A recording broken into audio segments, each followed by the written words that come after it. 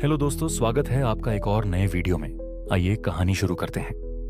क्या आपने कभी सोचा है कि समुद्र के बीच बने उन सुनसान लाइट हाउसों में क्या छिपा होता है? क्या वो केवल नाविकों के लिए रोशनी के स्तंभ हैं?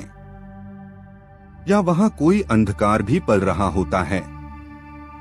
आज मैं आपको सुनाने जा रहा हूँ एक ऐसी रहस्यमयी कहानी, एक कहानी जो लोगों के अनुसार सच्ची मानी जाती है। एक रहस्य जो आज तक सुलझा नहीं। ये घटना 1900 में घटी थी।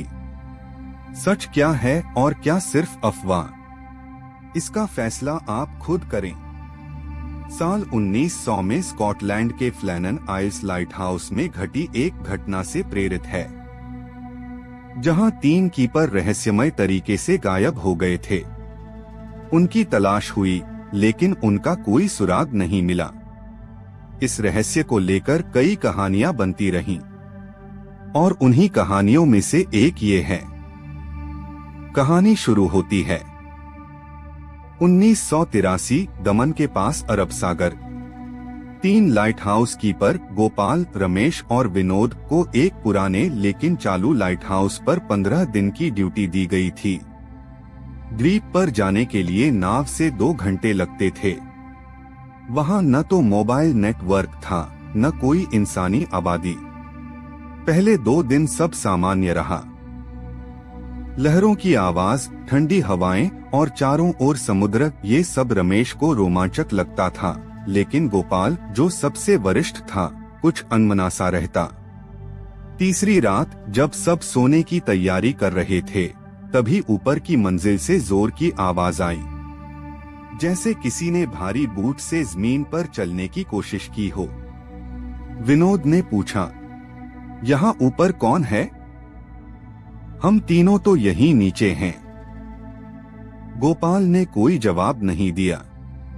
उसने बस अपना सिर झुका लिया। अगले दिन रमेश ने लाइट हाउस के पुराने रिकॉर्ड चेक किए। वहां 1967 की एक एंट्री थी जिसमें लिखा था, 3 लोग लापता हुए, कोई सबूत नहीं मिला। अंतिम रेडियो संदेश वो लौट आया है। रमेश ने गोपाल से पूछा, ये क्या है? गोपाल ने तब बताया कि इस लाइट हाउस की एक पुरानी मान्यता है, द वॉचर।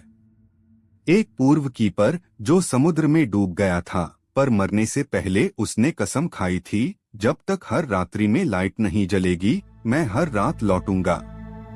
उस रात तूफान आया, बिजली गई और जनरेटर भी फेल हो गया। लाइट हाउस की लाइट बुझ गई।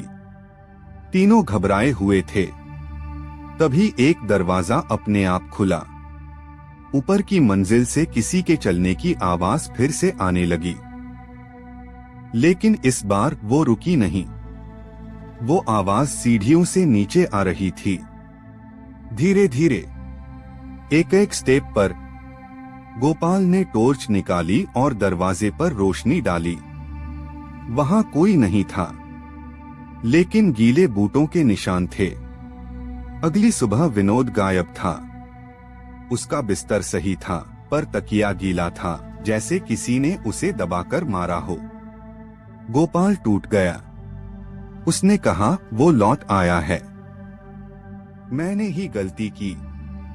20 साल पहले जब मैं ट्रेनी था, यही वॉचर रात की ड्यूटी में था।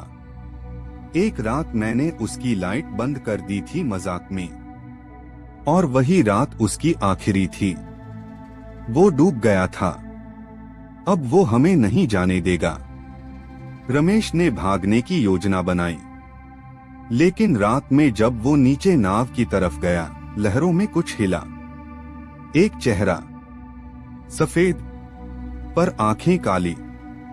रमेश को लगा उसकी आंखें जम गई हैं। वह हिल भी नहीं सका।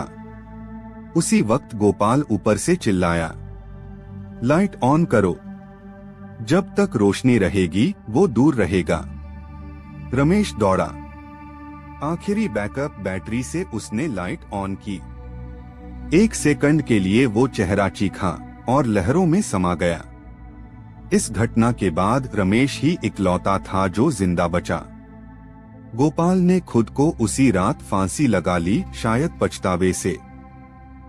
सरकार ने वो लाइट हाउस हमेशा के लिए बंद कर दिया, पर मछुआरे आज भी कहते हैं, अगर किसी रात वो लाइट हाउस अपने आप जल जाए तो समझ जाना वॉचर फिर लौट आया है।